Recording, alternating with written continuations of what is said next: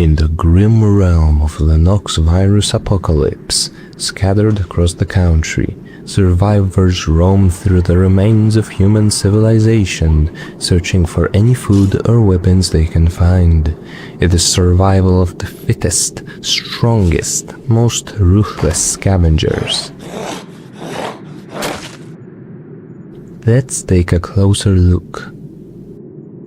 This is Joe. He's a warrior with nerves of steel, fiery temper, and a talent for craftsmanship. He's also never advanced beyond preschool education and thus doesn't know how to read. Joe is a living proof of how you don't have to be literate and wise to live through the most dire of times. We wish we could be like Joe, so carefree, not having to worry about things like politics or wages. He doesn't even know what those words mean. Joe is a simple man. You too can be like Joe, with the power of illiterate on your side. The illiterate trait makes you unable to read books and maps, though, surprisingly, you can still read book titles. Don't know how that works.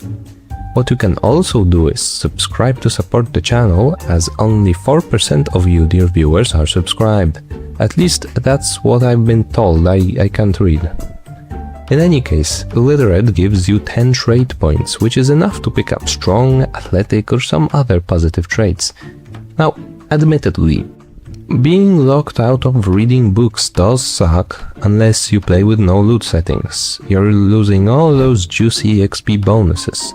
However, you have to remember that most of the important crafting skills already have the traits to make them easier to level. And if you plan on doing a quit combat focus run, there's no reason to not pick illiterate up, right? When would you avoid picking illiterate up then? Well, in any proper long-term playthroughs, it is probably more of a hindrance.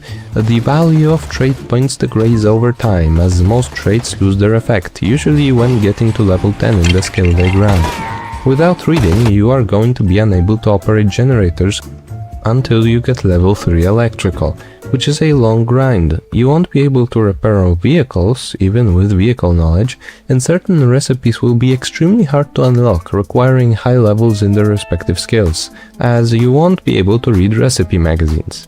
Nevertheless, most of those things can be worked with.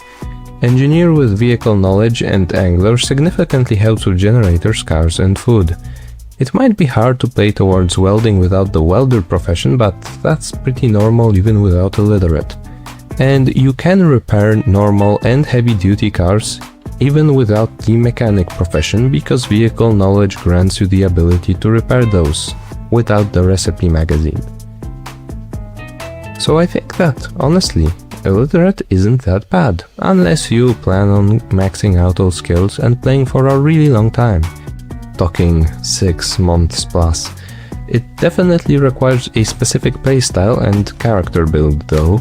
You'll have to take some crafting skill bonuses to level up properly, and not having a starting bonus in a skill will usually mean it'll be extremely grindy. Though even with illiterate, you can still make use of TV shows and VHS to get a bit of a boost. That's about it. I think the trait is very underrated and can give you very interesting builds. If you're bored of standard Project Zomboid playthroughs, I recommend you give it a try. Remember to subscribe. See you in the next one. Have a great day.